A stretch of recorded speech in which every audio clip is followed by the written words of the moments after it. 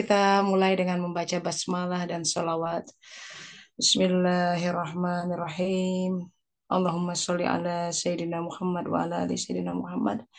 Dengan memohon kepada Allah Ta'ala agar dibimbing kepada ilmu yang hak, agar ilmu itu menjadi cahaya di dalam qalb dan menyinari hari ke hari kita, menjadikan qalb kita qalbun salim, sehingga kita berpulang dalam keadaan selamat dunia akhirat. Amin ya rabbal alamin. Alhamdulillah sahabat-sahabat, hari ini saya punya tamu spesial kembali. Yes, she's still here ya. Alhamdulillah, Ashley. Now welcome back to Amsterdam. Yeah, I know in a couple of hours you'll be leaving to Alabama, go back to Alabama. Nah, hari ini kita mau berbincang karena topik kita tentang Adam alaihissalam. This year is about Adam alaihissalam. Kaitannya dengan taubat.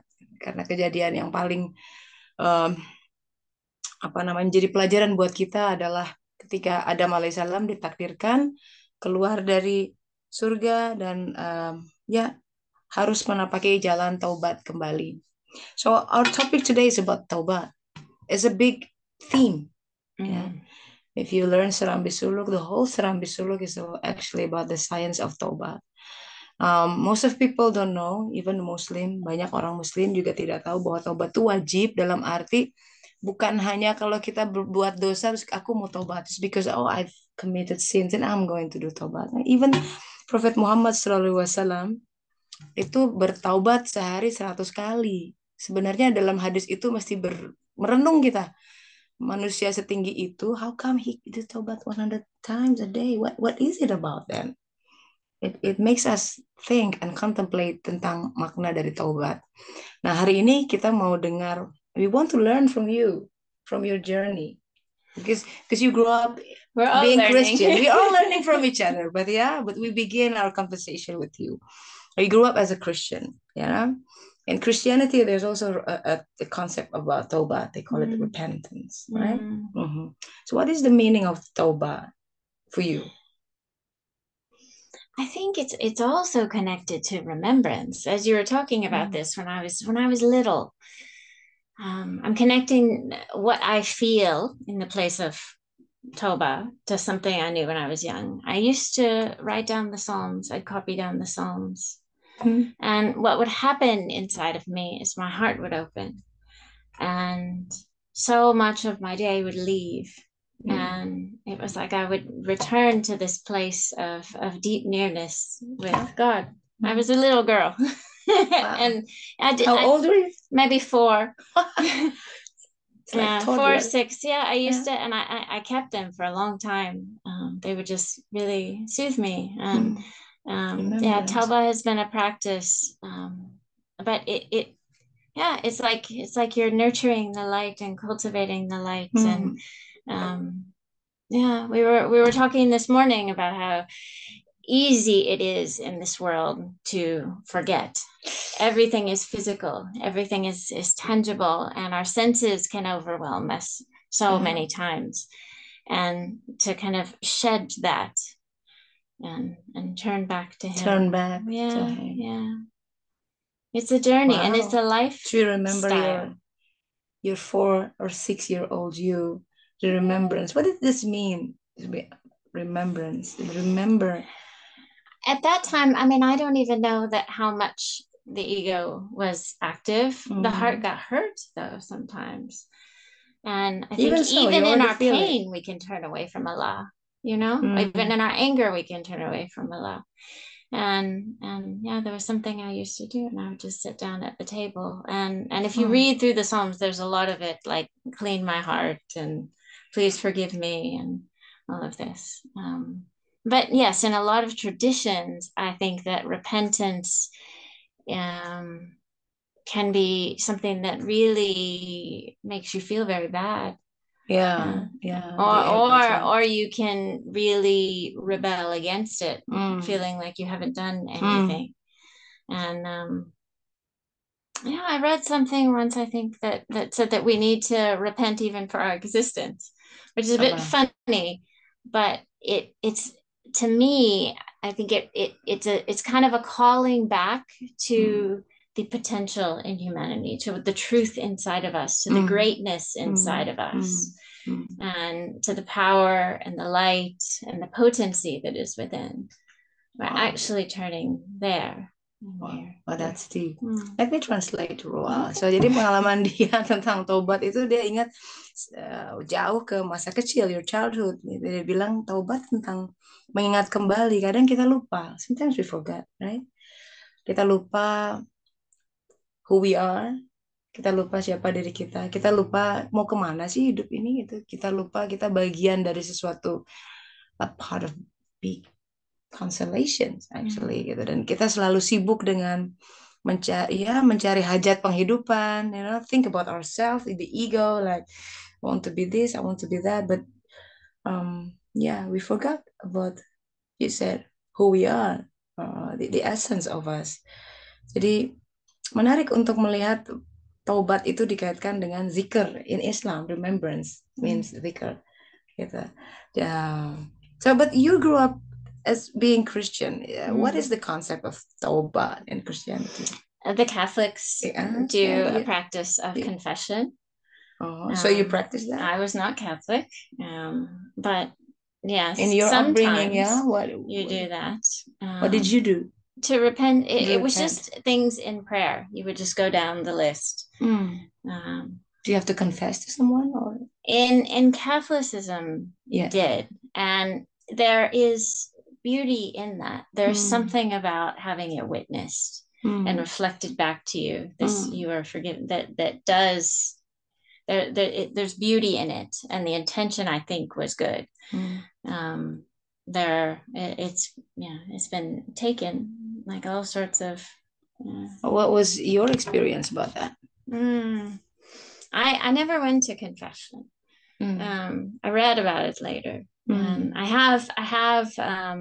I've done some practices where I did, mess up, and I would talk to Allah about it, and I would repent, but he would ask me to go, and I needed to make amends. At that time, you call him Jesus. Yes, yes, or God, Father God. And that's part of it, and there is a deep cleansing that happens. You need to say sorry, or if you break something, you need to fix it, or you need to repair, you need to replace something. So you pray and ask for forgiveness, and that's the tawbah. But now, becoming Muslim for the past 10 months, what do you think the difference, concept, and the practice of tawbah in Islam? It was a big part of my preparation for initiation. And that was wisdom from Yenny. So it became a zikr. And there is something that kind of yokes you to Allah and yokes you away from the world a bit. We talk about turning around the Kaaba, and we talk about the heart turning all the time. And if you're not careful to continually turn and adjust towards him, we can just kind of go on our way. And and so I think it's cleansing. It increases the light. It takes loads off. What else does it do? And there's so the difference point is in dhikr, which is actually I'm trying to get. There are similarities, and I think there are Christians throughout history that have experienced great depths in what repentance truly is. I think it's in both of them. So the availability is always there. It's probably about the same. Do you have required practices for tawbah that you have to do? Well, there are some hadith that said if someone really repent, these are the signs. So it says about requirements is there. It's subtle, but you have to follow. My most powerful journeys with repentance is actually when it comes from Allah. When I'm in prayer, I'm thinking about something else, and it's like a light comes in. There's an inspiration, and that the opening, the realization of what separation does. Sometimes it'll be the bottom of a fast. When you're so empty and you see all of these little things in your life that you didn't know that you hurt his heart or something. And I think that's the greatest, because it comes from him. It's a gift from him. It goes back to him. It's him teaching us. So in the end, to feel him. Jadi konsep taubat dalam Islam dan Kristen ya yang dia pernah alami adalah ya ada kesamaan dalam arti ketika ya dalam di dunia Kristen ya kalau taubat you pray a lot, you ask forgiveness. Dalam Islam kita zikir banyak ya, istighfar banyak-banyak gitu kan. But taubat is not the same as istighfar. You know that like istighfar is one way, it's one tool to cleanse our heart. The taubat is more the turning towards, it's bigger part of that. Instead also in the Quran, if one people apabila suatu kaum istighfar and taubat, and then the next will come is midroron. That's the term in the Quran. Midroron is the rain. That's heavy rain. Come from the sky. As the blessing to your soul. As that is the sign of that. If the taubat is right, your way is right, there's something, the water come to your soul. So it creates an emptiness, and I guess so you can receive. I was about to say, I wonder how teachable do you think that we are without taubat?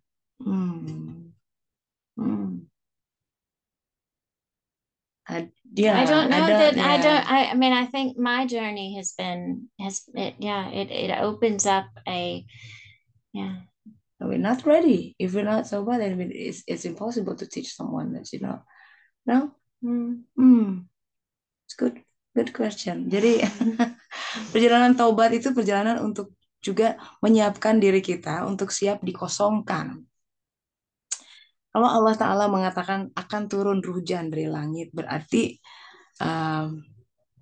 langit itu biasanya berhubungan dengan jiwa, ya, yang sedang diproses adalah jiwa kita. Gitu. The focus of everything is our heart, which is our qalb is located in our soul. Jadi karena qalb kita lokasinya di dalam jiwa, ingat bahwa semua kejadian dalam hidup itu sebenarnya yang disasar tuh jiwa kita supaya bertumbuh. Qalbnya. Every single occurrence in life, every single episode, whether it's good or bad in our perception, Allah wants to grow something within us, which is in our soul. Nah, taubat itu kembali menyadari hal itu gitu. Ketika ya apapun yang terjadi dalam kehidupan ya, kalau kita punya konsepsi seperti itu, maka kita punya pemahaman yang dalam dan memaknai kehidupan dengan sesuatu sudut yang lebih dalam.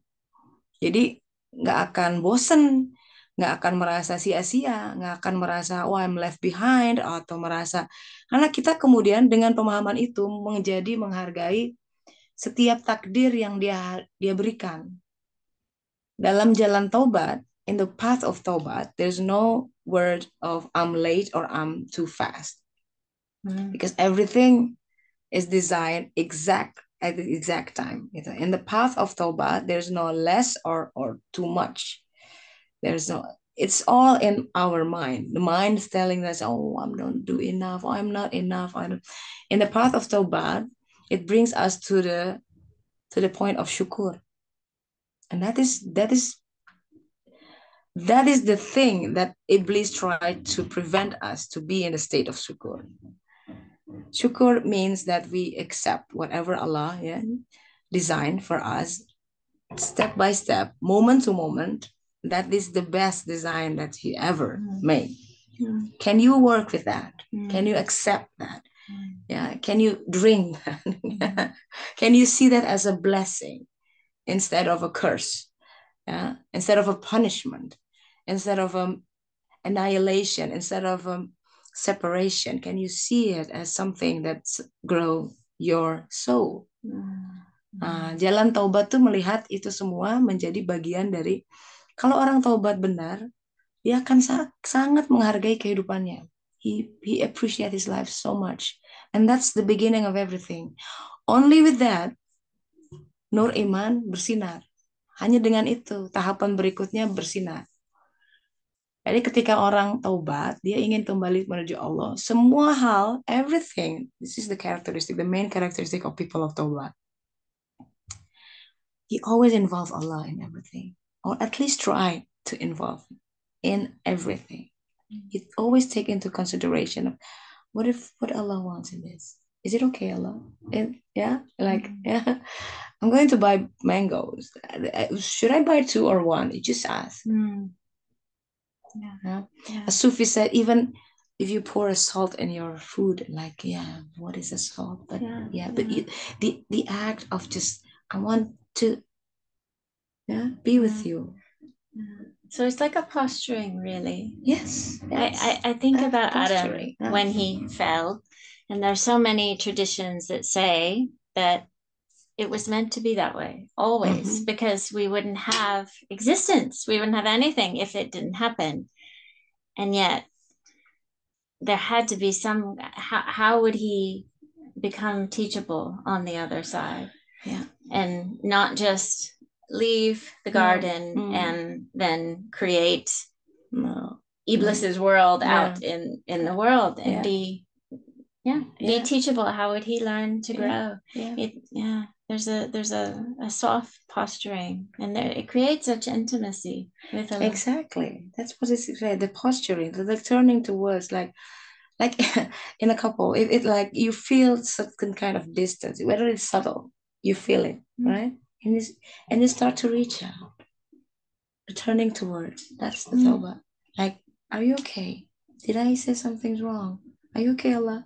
Right? Because for someone who really seek for Allah, even the slightest difference of his smile, he would like, did I do something wrong? I'm sorry, I didn't mean that. See, that kind of, even before he got angry, he already or she already like feel it. Like there's something. Did I say something wrong? Because I feel it that you changed.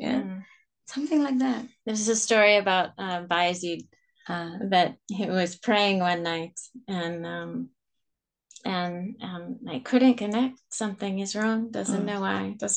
And he has some of his student or a young one was around him. Search the house. What something is wrong. And they found a couple grapes in the house. Get rid of them. Supposed to be for someone else. All the rain opened up. Yeah. Sometimes it's little. For Bayezid, it's not allowed. Maybe we have lots of mangoes in our fridge and grapes. I just think about that turning, and it's such a good lesson to me that, as we circle around the Kaaba, you're always having to adjust all the time. And if you think you have a list of rules and then you just take them and you go, and so you need nothing and you don't need him, that's so wrong. You miss all of it, because he wants us. He wants our heart. He wants to be close with us. He wants to be. Nah, itu yang menjadi topik taubat tuh, it's all about love. Ini bicara tentang kisah cinta. Dia yang ingin dikenal. I love to be known. That's the beginning of everything. Love. He loved to be known. Jadi cinta itu melandasi semuanya. Kalau kita paham, kenapa kok aku mengalami begini? Kenapa kok aku diciptakan begini gitu? Coba that question, sometimes somebody asks, why God makes me like this with all of them. Tanya sama dia. Jangan tanya sama saya nggak tahu jawabannya. Ya kan?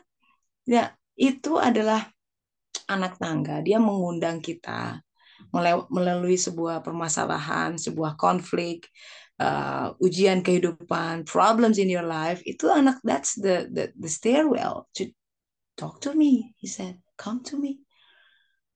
That's the invitation. We also we need to practice this from both our arrogance and our pride and our greatness and our when we pick up inadequacy or guilt or something that equally is not from him. That if it's rejecting what he's asked us to do or where he's asked us to be, because both of those are separation, both of those are ego, really. So, it's very subtle. In the Quran it says, hawa nafs, Yeah, which is ego is part of hawa nafs. Ego, hawa nafs. Hawa nafs will keep us away from the path of truth. Yeah, from Siratal Mustaqim, which is Allah is in Siratal Mustaqim. Yeah, that's why we keep asking, minta di setiap salat ihdinas Siratal Mustaqim, itu jalan supaya dekat sama Allah. Jalan di mana kita paham betul, karena mengenal dia, to know Allah, to know Rabb, means we have to know ourselves. We have to understand.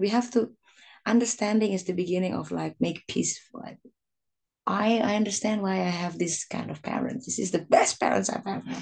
Why I got these children, why I have this spouse, why I have these neighbors, why I have this, and all of that.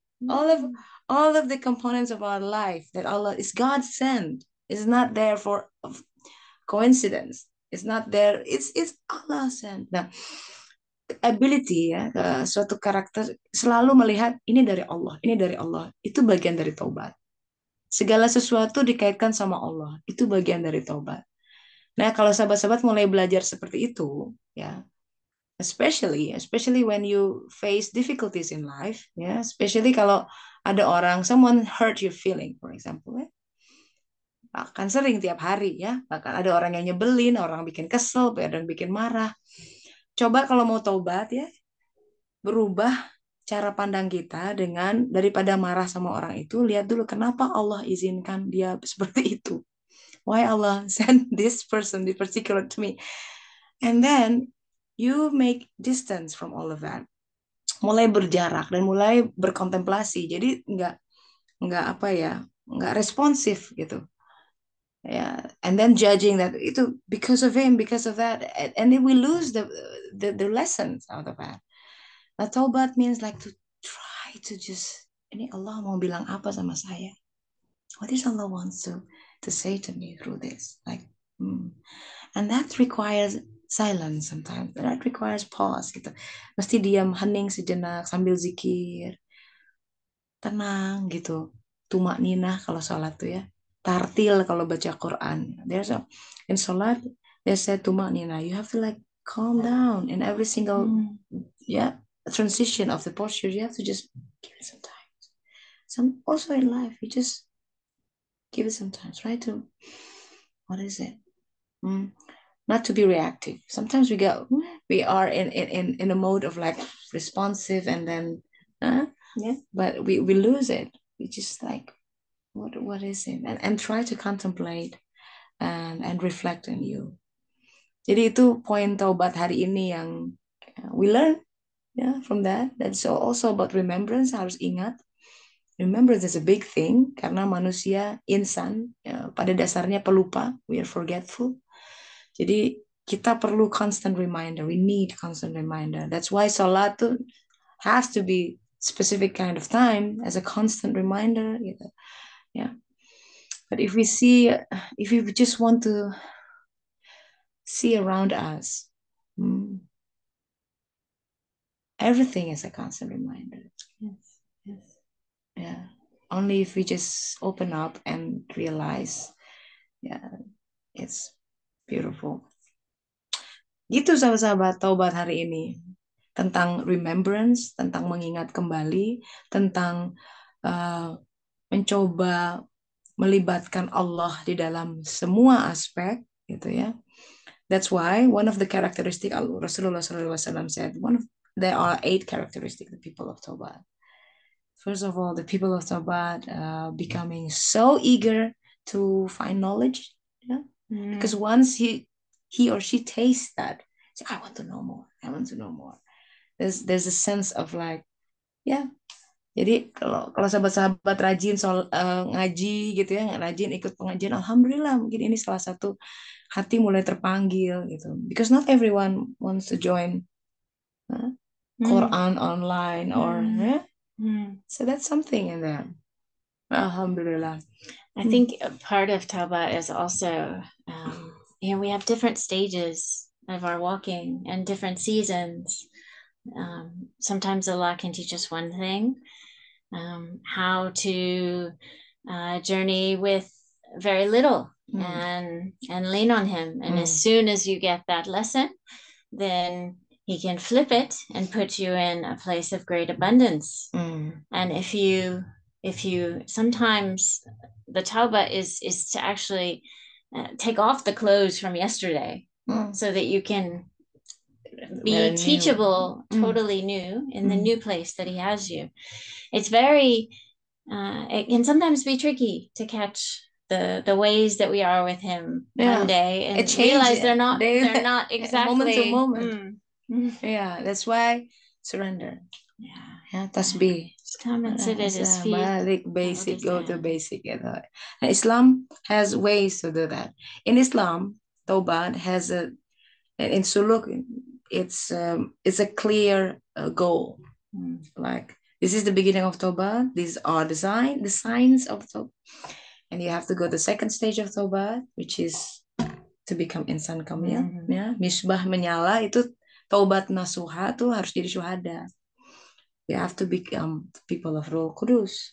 And then there's a third stage of suluk, which is become al-muqarrabun. Jadi tahapannya jelas, semua ada di dalam Al-Quran. Jadi kalau nggak jelas tahapannya tuh, if we don't know where to go, sometimes, so what's the goal of it? Well, these are great journeys. Yeah, that's a greater journey. Yeah, exactly. Nah, kita mau dengar, we want to also learn from you. Ya, apa pengalaman sahabat-sahabat tentang makna taubat? Mungkin sudah setua ini kita. Oh ya, kita punya pemahaman baru, mungkin ya, ada yang belajar tentang sesuatu yang baru. Please share. Ya, silakan open mic. Now it's sharing session. Yang mau kirim lewat chat juga boleh, silakan. Ya, boleh Mbak Aza, Mbak Ari. Saya absen. Teh Boni, Assalamualaikum ya. Nadia, Mbak Indri, silakan langsung di unmute saja. Ya, ayo mumpung bisa diskusi, silakan manfaatkan waktunya. Jangan malu-malu. Ya, silakan.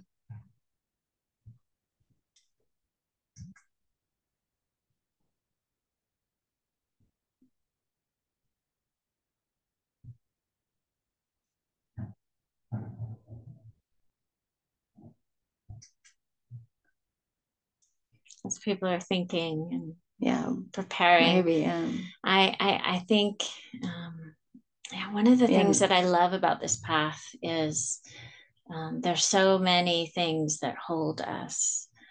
The salat prayers that we do 5 times a day, the wudu, we have so many ways that reading Quran and zikr that we increase our light. Do you think it's different with your previous experience? Because in any religion there are things, but this is I think this is why some of the Christian tradition people leave their homes and their world and go live in a monastery or something if they really want to commit to it, because other than that, the importance of Sharia to turn during the day. But I just all of these practices to me work together to kind of cocoon you in him.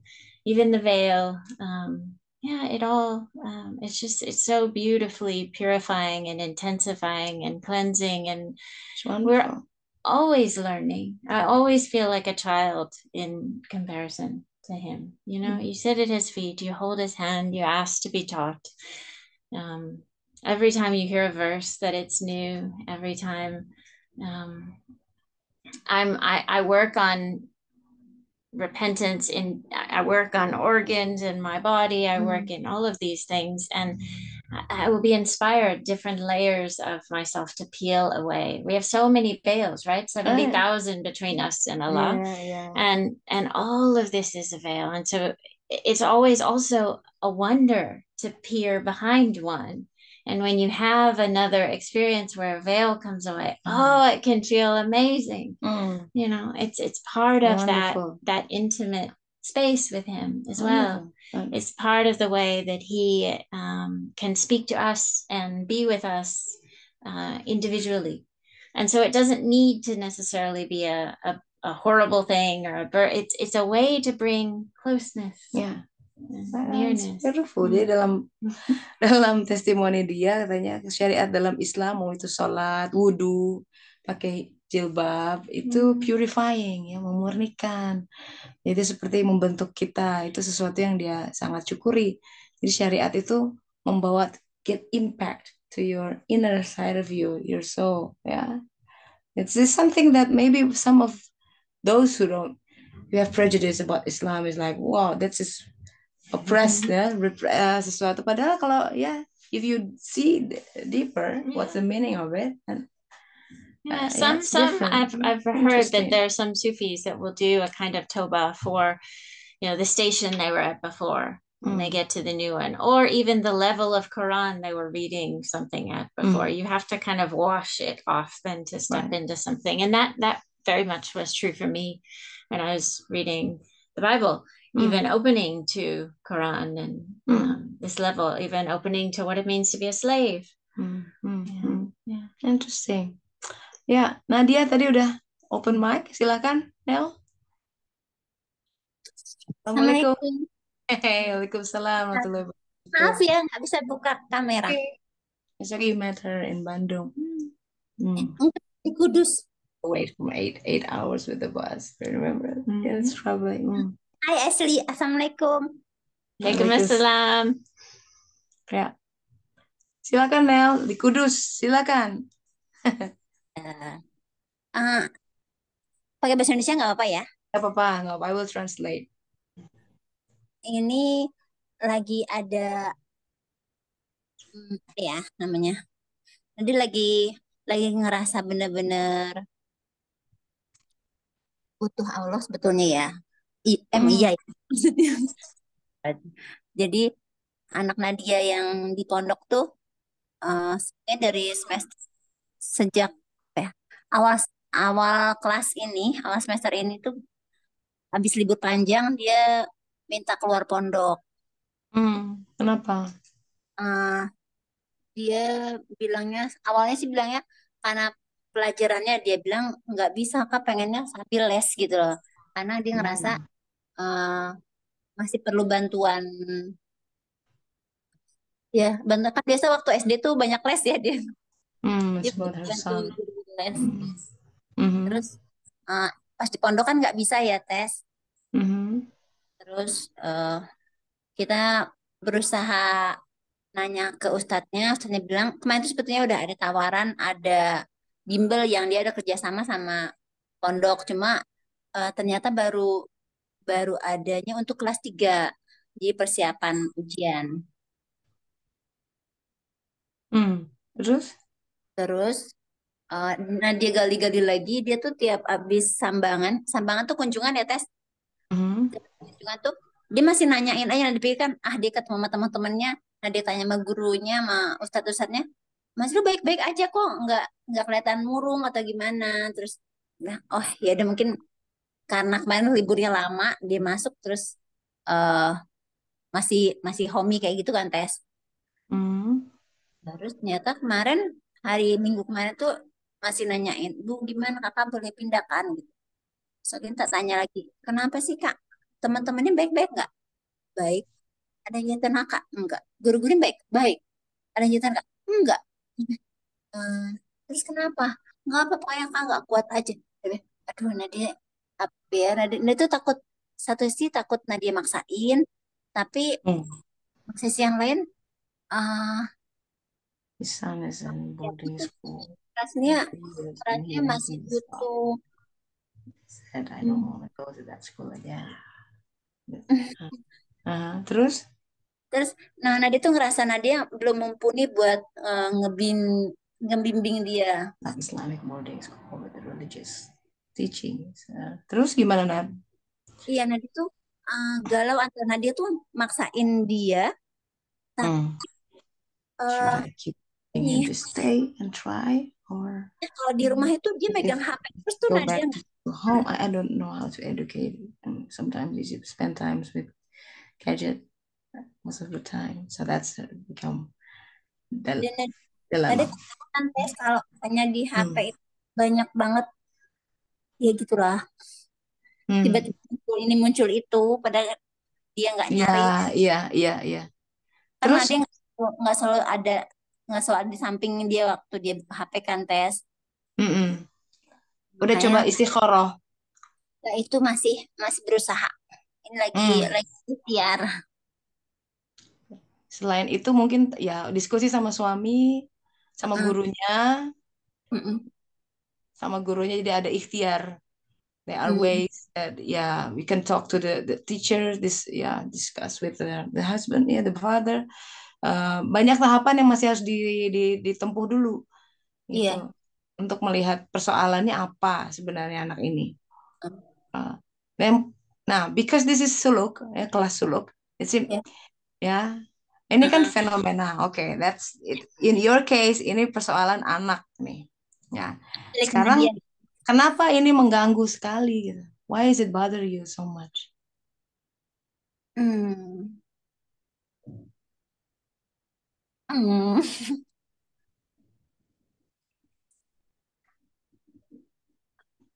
Apa yang ditakutkan gitu? What's the worst case scenario? What's the fear di sini? Karena kan ini mengganggu ya berarti ya. Iya. Kalau hati itu jadi beriak gitu. Uh-uh. Apa yang ditakutkan? Berarti ada Takut nggak bisa jagain dia, tes. nggak bisa ngejagain. Iya, kalau di rumah tuh nanti takut dia nggak bisa Nadia jagain.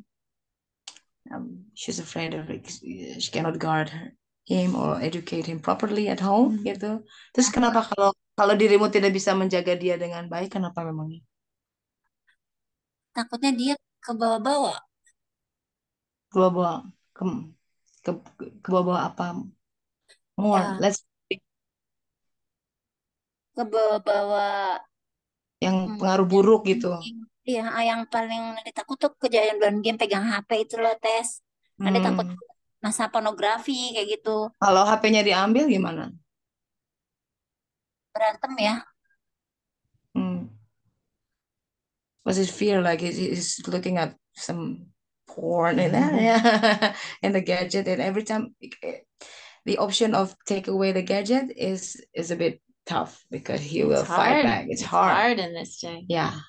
Terus, Nadia tuh apa ya? Dari awal kan emang nggak mau ya dia punya punya gadget. Dia boleh minjem hmm, aja kalau pas lagi. Awalnya kan pas pandemi itu loh, tes kan terus anak-anak belajar dari hmm, HP kan. it begins when the pandemic, when the COVID, they start to get to play gadget. Dan sekarang Mine were the same. sama Gadget kayak anaknya began. juga begitu. Terus Ya. akhirnya meskipun kita larang dia punya HP, ternyata pas Lebaran dia dapat uang. Terus itu apa? Ya. Dia beli HP, nggak ngomong sama kita. Hmm. Tahu dia beli HP, Hmm. jadi gimana ini? Okay. Kita batasin juga. Our son bought himself the cell phone because he has money from after the Idul Fitri, everybody gives him money sometimes. So, okay. Sekarang ini kasusnya tentang anak. Dan dia merasa you have responsibility, gitu kan? Kalau pulang gimana? Kalau tetap di sana takutnya maksain, gitu ya? Umurnya Ya. berapa, Mak? Nat? Mau 14. About 14 years old. Ya, the age of ya udah mulai dewasa ya, bubar. Kalau udah marah udah beda tuh ya. It's not 7 year old or 10 ya. Sekarang um, ini karena kita mau tinjau masalah ini dari masalah suluk ya. Karena selalu tadi kan kita bilang taubat, segala sesuatu dikembalikan sama Allah ya. Setelah sekian lama seperti ini ya, what do you think kalau Nadia sendiri bagaimana apa namanya pendekatan sama Allah untuk menghadapi episode ini? Nah, Nanti berusaha cari-cari sih, maksudnya cari-cari maksudnya apa ya. Terus kadang dia pikir ini ada apa di Nadia ya. Ya, istighfar sih cuma masih belum menemu ya gitu, tes. Nah, ya, ya ini ujian buat Nadia lewat anak ya. Iya. Ya, of course the reason you share this because ya kita pengen cari solusinya bersama-sama ya kan. Tapi kita back to basic aja. Jadi memang hadis Rasulullah SAW itulah pegang udah.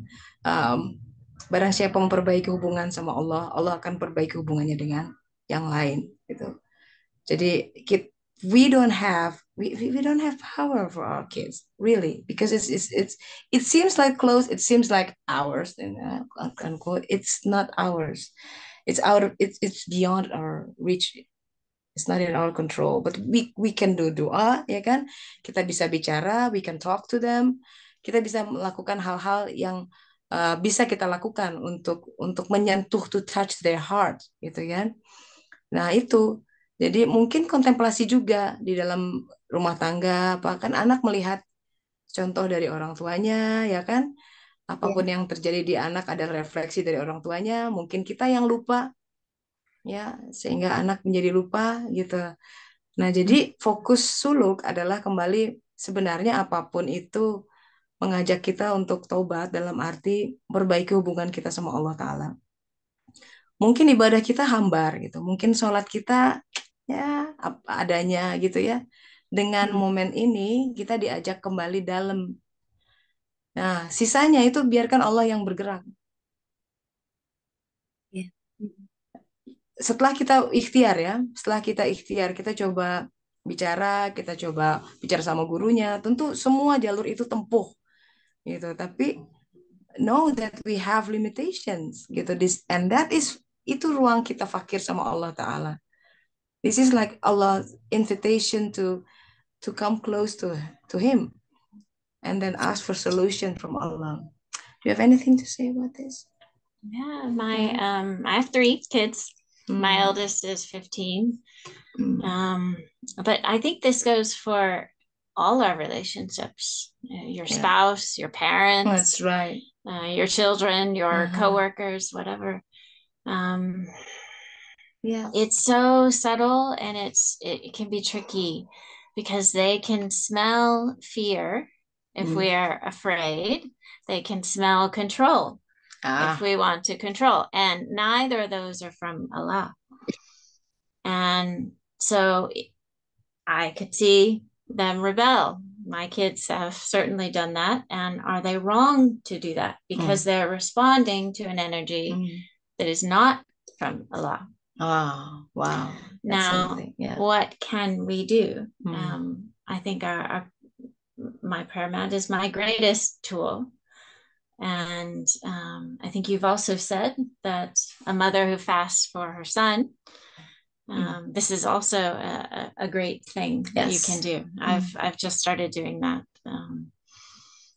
My daughter plays cello, and we went through a period of a couple years that she did not want to do it. She hated it. And I really had to pray. And as I was praying about it, I had to separate my response to her as a mother that wanted to fix it and help it, and her father that wanted her to continue. I had to separate all of that and just really come empty. And that was a lot of time on the mat to kind of clean all of that and see behind that and say, all right, look at her soul, Allah, what do you want for her there? And on this side of it, she loves it.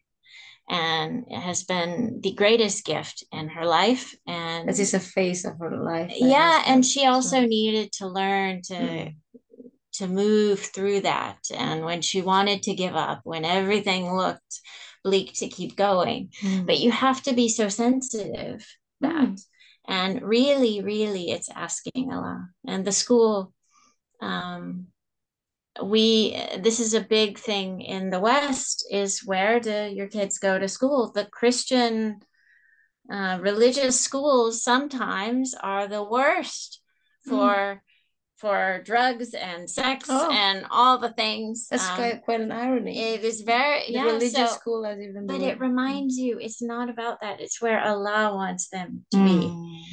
And yeah, so we really have to empty. So fast and pray and yeah, and I would say invite your son into the discussion, because at some point he will get behind as well what he wants, and you'll hear something that like it's just hard, or I'm just struggling, or or maybe the kids are mean, or whatever it is. Or maybe there's a pure need in there. That's right. Bagus tuh, Nat. Jadi pertama kita harus kontemplasi ya. Dia bilang si anak tuh bisa merasakan fear, rasa takut, rasa ambisi kita atau amarah. Dia bisa jadi rebel gitu karena itu. Nah, kita harus purify ourselves dari rasa-rasa yang tidak hak. Bersihkan tuh, cleansing ya. That's like, oh, maybe it's me trying to control him. Misalnya ya. Gitu. Tapi dia sangat halus gitu. Gitu, di situ kita harus banyak istighfar dan tanya, ya Allah, ingat anak kita bukan milik kita, he's not ours, that's our son, our children. Ask Allah, because it belongs to Allah. Allah yang paling tahu. Dia mesti di pesantren atau enggak. Itu yang paling tahu tuh Allah. Nah, makanya emaknya, orang tuanya mesti dalam hubungannya sama Allah untuk bisa membaca. Ya, karena makanya dia salah satu tips yang dilakukan saum atau ya, you did fasting for your son. Ya, dia saum buat anak laki-lakinya, karena biasanya anak laki-laki disaumin sama ibunya gitu. Itu hal-hal yang bisa dilakukan. Jadi fokusnya ke kitanya dulu. Kita dibersihkan, nanti seiring kita bersih, si anak akan ikut, sekitar itu akan mengikuti. Supaya karena ini kajian suluk ya sahabat-sahabat, jadikan semua hal, mau itu it goes into any relationship. This time is with your child ya, the other time with your coworker, ya, bos yang nyebelin atau ya, or your mother, or when I was very young, I was in a daycare play center, maybe 3, 4 something. And my mother correctly intuited something is not right. And so there is something, a fierceness, a strength in a mother that you do need sometimes to pull them out. And there are studies in the West that a mother that needs to can lift a whole car. And so also that is beautiful. And listen, if Allah is telling you to move him. But just make sure it's from him. Ya. Kalau memang harus pindah, ya nanti Allah akan kasih tahu sama Nadia. Kalau memang kadang anak, sometimes he doesn't talk. How's your friend? Fine. Tapi sebenarnya ada sesuatu yang gelap mungkin di sana ya. Nah, tanya Allah. Kalau memang saatnya pindah atau enggak, dia yang paling tahu. So, ini PR buat Nadia untuk dalam-dalam diasah tuh cermin hati supaya jawaban Allah Ta'ala bisa terdengar dan terbaca dengan jelas. Kuncinya adalah mengasah qalb. So, Nad, gitu Nad. Yeah. Bismillah ya. Thank you. Yeah, and maybe pray with other people too sometimes. Kita doakan sama-sama ya. Bismillah. Atau ada juga nazar ya. Nazar is like you make some kind of covenant. If he's like this, I will do this. Something like that. That's powerful.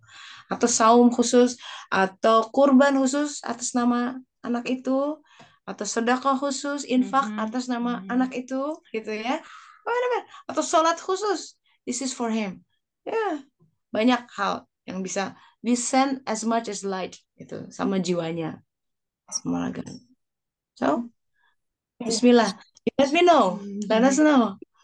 Ya, pasti ada ya pertolongan Allah. Kita butuh pertolongan Allah di semua hal. Allah kulli hal ya. Semoga membantu Nad. Ya. Thank you. Oke, alhamdulillah. Ya, berikutnya Mbak Indri sudah unmute. Silakan Mbak. Iya Teh, mau sharing aja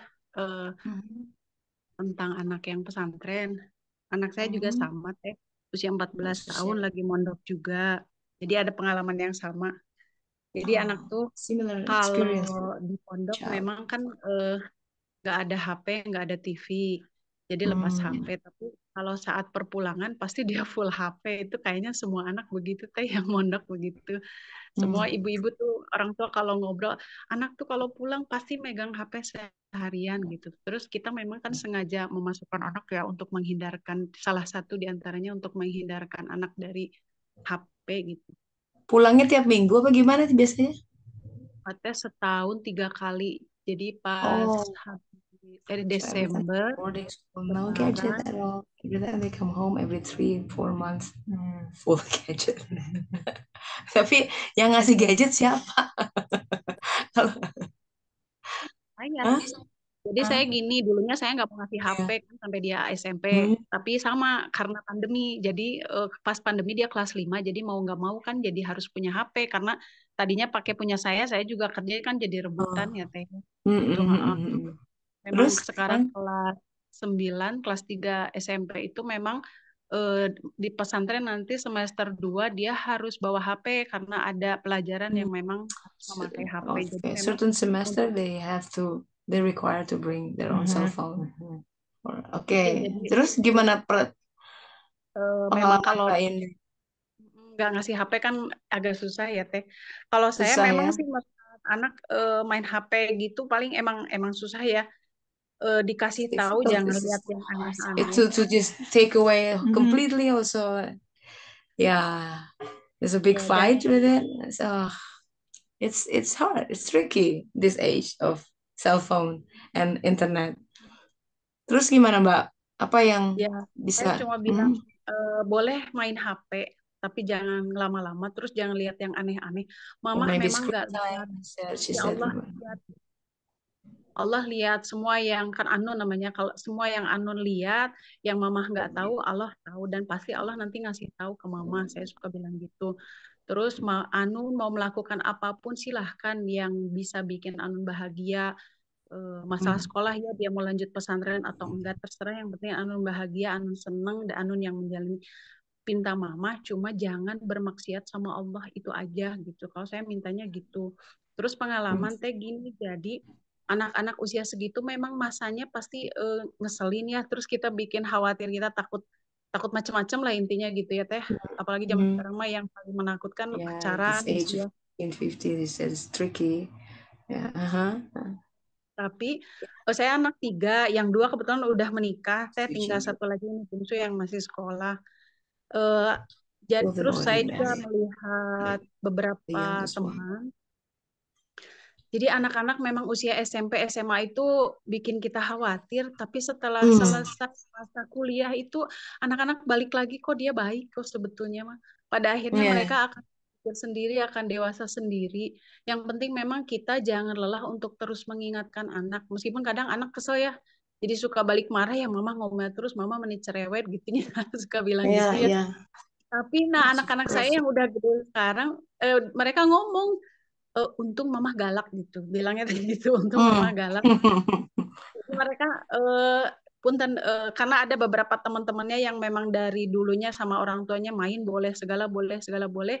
Pada akhirnya ketika dewasa memang ada perbedaan kehidupan lah gitulah intinya. Mereka itu yang tadinya memang banyak dikekang tapi dalam artian baik ya Teh ya. Saya banyak melarang ini itu gitu, tapi mereka pada akhirnya udah dewasa merasakan kemanfaatan larangan dari orang tua. Jadi jangan lelah, terus jangan terlalu, ya mungkin takut mah semua juga sama. Saya juga yang ini ada rasa takut, meskipun ini yang 2 udah rasanya udah aman lah, udah punya suami, tinggal yang 1 lagi. Terus ya berdasarkan pengalaman teman-teman saya juga begitu Teh, anak-anak setelah dewasa itu pada akhirnya mereka baik kok. Mereka kembali jadi anak-anak yang baik karena dewasa dengan keadaan. Jadi sekarang kita mah ya terus aja mendoakan. Kalau kata Agi mah gini, banyak nasihat, banyak ngomong malah berefek ke anak, tapi kita mah justru pakai jalur langit ya. Banyak-banyak ngobrol ke Allah, nitip ke Allah, nanti Allah yang membolak-balikan hati anak gitu. Teh, yang saya rasa sih anak-anak ini 2 saya nih dulu ya ngomel, tapi akhirnya dia ya baik dengan sendirinya sih Teh gitu. Alhamdulillah. So sometimes it's a phase. Terus the kids in that age that they're experimenting with something. They want to know about a lot of things. Yeah? But in the end, doa, and they go back. Fine. Ya, kenapa Teh? Masalah pesantren, sekolah di pesantren atau sekolah umum. Saya juga mengalami nih anak yang ini nih waktu mau masuk pesantren awal, saya ingin pesantren, anak juga mau pesantren, tapi neneknya nggak mau gitu. Jadi berbenturan ya. Saya tanya ke beberapa ustadz untuk meyakinkan dan saya juga istikharah. Jadi gini, kita tidak bisa mengharapkan bahwa anak kita di pesantren bakal soleh, enggak. Tidak semua anak yang pesantren. Betul. Jadi kembali pada orang tuanya juga, ya, yaitu hati-hati, yang betul. Ya, Nah kedekatan ini kita dan ya this is ya ini satu ya. Kadang-kadang sometimes parents said, oh I'm sending my kids to religious school. Done. Yes. It's very subtle, but it's hurting Allah's feeling. Like who's thinking? It feels like ya. Nah itu menyekutukan dia. Hati-hati menyekutukan kita seolah-olah sekolah ya. It feels like the school will take care of everything. It's Allah. It's subtle, but then kadang terjebaknya di situ. Banyak kejadian mengandalkan, oh tenang, dia udah di ini. Justru di sekolah itu kejadiannya. Rusak si anak. Di sekolah yang dibangga-banggakan, ya. Ini orang bilang semua, everybody said this is the best school, religious, everything is okay. But ini hati kita tuh ya, tawakalnya hanya sama Allah. Bukan sama sekolah. Bukan sama guru, bukan sama the whole, oh, I trust. Itu pelajaran dari Nabi Yakub sama Yusuf. Ketika beliau bicara, menitipkan Yusuf sama abang-abangnya. He take care of Yusuf. And he said that to the brothers. Exactly by that brothers, ya. Justru karena ada abang-abangnya itulah Yusuf dijerumuskan ke dalam sumur. Ini pelajaran tauhid. This is a lesson of tauhid for every one of us. Thank you for sharing this. I shed this light into this. Hati-hati gitu ya. Kita jangan hati terjerumus. Wah, anakku pesantren nih. Anakku ada ustadz, guru yang ngaji. Hati itu harus minta sama Allah Ta'ala. Ya, makanya tadi kalau ada masalah sama anak, kembali sama Allah. Doa, doa, doa. Itu jangan-jangan kita terpeleset, nyantai, anak udah diajarin sama orang kan sebenarnya kewajiban mengajar tuh ibu bapaknya. Ya, orang tuh cuma mediator aja. Jadi yang harus banyak doa, jangan lengah. Just because I send him to a good school then you stop praying gitu. Justru harus gitu ya. Doa, saum, sholat khusus. Nah, mungkin kita lupa di situ. Mungkin kita lengah, maybe we forgot. Tadi maka taubat nih. Kembali lagi, oh ya Allah gitu ya. Karena kita fragile bener kita dalam kondisi yang aduh, bener-bener rentan deh. Nggak bisa tanpa Allah Ta'ala. Nah ini it's a reminder for us. Sometimes we remind, yeah, this is from your son, this is from your child. It's a reminder of how we are in deep need of Allah Ta'ala. Every single moment gitu. I think we forget too that our children, whether they're physically with us all the time, are drinking from us. Yeah. They drink from the water that's coming into their parents. And if your water is dirty and nasty, even they're on the other side of the world, they will receive that. They feel it. And that also means that if you create a culture of tawbah in yourself, if you create a culture of Allah in your home, that will impact them. Absolutely. Whether they're physically there or not. We were talking a little bit ago as well that as I was clearing things in myself, my son started to change. Yes. And I never said anything to him. No. Yeah, we forget. We have power for good or evil, but this I think also goes to our parents and our coworkers, and we can change so much around us. That's right. I have experience like that with Rumi. Yeah, in Salat. He's the one. Elias do Salat. Rumi, I said okay. I Astaghfirullah. Yesterday I said I did Salat by myself. Yeah. Just something like that. Kadang gini ya. I have stories like this. I've experienced somebody. She has deep trauma with her mother. Yeah. One of them. This is very interesting. One of the reason why. My mom, I hate it. The word is hate. I hate her so much. Why? Ever since I was a kid, all she take care is just Salat belum? Have you done salat? Salat. And it's probably the way she say it. Yeah, it's not from the pure intention. She don't want. She's like more like control freak. Like she's afraid if you don't salat, I'm gonna get. See, it's come from ego. It's not for the sake of the kids. Aku takut kalau kamu nggak salat, mama nanti kena neraka. So it's controlling. So she's like, salat belum. And then she said like, when my father was ill, he was laying on the bed. She was asked was like, have you done salat? Salat. So salat for her, it becomes something negative. Wow, that's very interesting. You know what? By the time she's like reached the age of maturity and be able to get out of the house, the first thing she did is not doing salat. I can understand. Like a rebel. Sure. Yeah. Because that salat has another connotation for her as a controlling her. That's something that is not out of love. How come my father was ill? It's not Allah. Exactly. Even though it's salat. The calling is to do salat. But if you don't do it properly, not out of love, it will just turn back on you. Just be careful. Kadang kita pengen, ayo ke pesantren. This is a religious school, but out of fear, out of your ego, it can backfire. Or out of what we want for our kids, or maybe what we wish we had that we didn't do, instead of really it's turning not from in her. what is their soul. That's right. Careful. Gitu. Kadang kita kita memaksakan sesuatu buat ini bagus buatmu. Kata siapa bagus? Kata Allah. Who says it's good? Allah said. I said, but it's not up to you. It's not up to us. It's not ours. Kita harus tanya Allah. Ya Allah, ini anak ini bagusnya apa? Nah, itu kembali lagi. Ini cara untuk melalui anak, we learn to surrender. Sometimes we take it like, oh, this is ours because it comes from us. Like, I'm responsible for you. You have to listen to what I said. Just because I said it, but we have to go back. Create so much trauma. Banyak trauma, itu terjadi sahabat-sahabat ya. Hati-hati, ada kasusnya dia trauma, sering sholat, atau hati-hati. You have to wear hijab.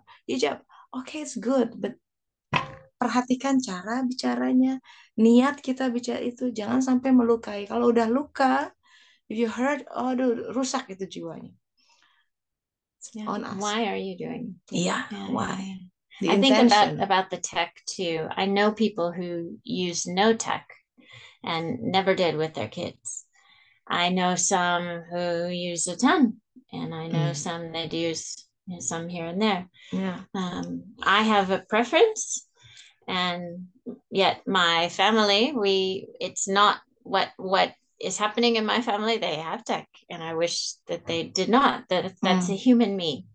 But I needed to look at what is necessary for them, and it was about feeling shame and disconnect from everyone around them if they had nothing. They're not in a community that supports that, and so I limit it, but we also talk to them about why you need to be careful, what you need to be careful of, and ikhtiar jalan. We talk, we discuss, but it's to keep our pure intention. But that's the tauba. It's not rules. It's always turning to Allah all the time to ask Him everything. Akhirnya taubat itu juga related in this topic gitu ya. Cara kita bicara sama anak, taubat ada di situ. So, alhamdulillah. Mbak Indri, terima kasih buat sharing ya. Semoga Allah menjaga semuanya gitu ya. Ingat ya, the guidance in the Quran, the guidance related to our kids. It says in the Quran, do not a mother be dibuat susah, be sorrowful. There's something about that. Be for their children. It shouldn't affect our mirrors of the heart, the qalb. Whatever happens to them, do not grieve your children. Something like that. Do not grieve your children. It doesn't mean we don't love them, of course, but grieving means there's controlling. That's like the what is it? Claiming. And grief because you claim something that's not yours in the first place, and that creates some kind of grief somehow. Ya, ada lagi yang lain? Kita masih punya waktu. One more. Silakan. Siapa yang mau berbagi? Teh Boni, Mbak Dini biasanya nih. Tumben diam hari ini. Ya, silakan memanfaatkan momen yang ada. Ya. Ada yang mau sharing pengalamannya? Memang anak ini kita dibikin jungkir balik lah tentang anak. About children is many. Even the prophets, they doesn't have any like no. Yeah. He said that, but that's my son. He said he's not your son. Like, wow, and it's not being safe from the flood. It takes a long time to learn these things. I think about you and several others that are in the medical field, and you have someone come in and they have some issue, and maybe you had 10 minutes before with the same issue, and it's probably easy to just assume it's the same thing instead of stop and listen and really seek and ask and knock and that's, I think that's the way it is with our kids. That's the way it is with us. It's part of the softening.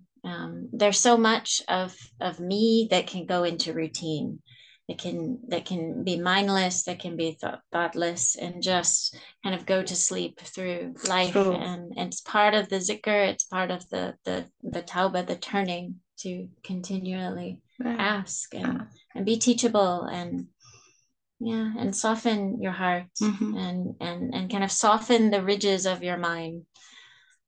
That's right. And as a reminder in Suluk, Baba Muhyiddin also talk about this. Your kids is the mirror for you. It shows us the deepest, the inner aspects of us that we cannot see. Because certain kids, it depends, because certain kids reflect certain period of our time. By the time they've been born, and that's a certain of time. Oh yeah, I was like busy with this. The second kids, third kids. In the story of Wayang, there's also said about that. Well, it's being born Rahwana, Kumbhakarna. So and then the last kids, the last is Gunawan Wibisono. That's the one who actually born as a human. Yeah, it shows the suluk of the parents, both of them. So certain kids just resemble, become a reflection of us during that time, the period of conceptions, the period of, in the womb, and then it's just grow. And the thing that we fear from them is actually us. It's us. Itu suluk. Jadi kita melihat dalam suluk fungsi anak-anak sebagai cermin buat kita. Kejelekan yang kita lihat di anak itu sebenarnya kejelekan kita. But we have to be courageous enough to accept that it is actually part of us. Baru makanya poinnya adalah istighfar. Kalau kitanya bersih, otomatis si cermin ajaib terbersihkan juga. That's the way. And to remember that we can die and be reborn anew. Exactly. Every moment. Setiap every hari day. Kita dalam we are in a new creation actually. It's easy for Allah to change the kids. And us too. And us too. And the thing is, do we learn from that or not? It's easy for him to just it's become a good kid. Yeah, but if you don't learn, what's the point? Malah kita jadi sombong, you become snob. See, it's my kids. You don't learn from that. It's not you. I'm the one who changed it, say Allah. So kita belajar semua dari kasus ini. It can be dalam hal ini masalah anak. Next, about your spouse. Sama, it's the same. Pasangan, mau itu orang tua, sama cara mengubahnya ke dalam. Aneh ya? But this world is a 3-dimensional mirror who reflects the deepest aspect of who we are. And suluk adalah perjalanan untuk melihat itu semua sebagai bagian dari diri kita. So everything yang we make as a reflection for ourselves. Supaya apa? Kenapa because we are in the process of being molded by Allah to become a perfect mirror for Him. That's the thing. That's the biggest picture. Ya, jadi supaya kita diubah ke bentuk yang terbaik, the best that's insan kamil, ahsanul taqwim gitu, lewat penempaan ini. But the thing is, the moment when we realize, ya, ketika kita menyadari keburukan diri, when we realize the dark side of us, then we start to repent, then we start to ask, and that's when Allah comes. He's waiting for that. Are you ready or not? By the time you're ready, perubahan itu akan datang. Nah, perubahan itu datang setiap hari. Semoga kita menjadi aware gitu ya. Apapun yang terjadi dalam kehidupan kita bukan coincidence. Purely sesuatu yang Allah kirimkan dengan sebuah intensi, sebuah niat agar kita menjadi hamba-hamba yang terbaik setiap hari. Ya. Jadi embrace that gitu ya, rangkuh itu semua, rangkul itu dengan sebuah kesukacitaan dan sebuah keberharapan dan tasbih kepada Allah Ta'ala ya, dengan banyak tasbih subhanallah subhanallah, supaya kita dialirkan kepada kehidupan yang terbaik kita dan anak-anak juga keluarga kita, insya Allah.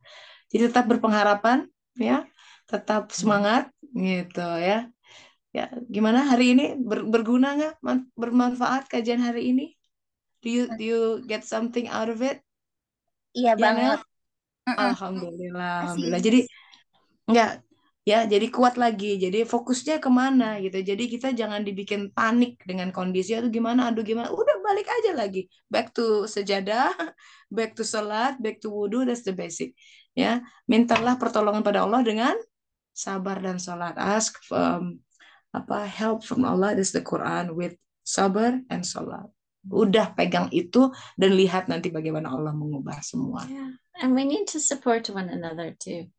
It's easy to get stuck by yourself, right, to get looped into something that is hard or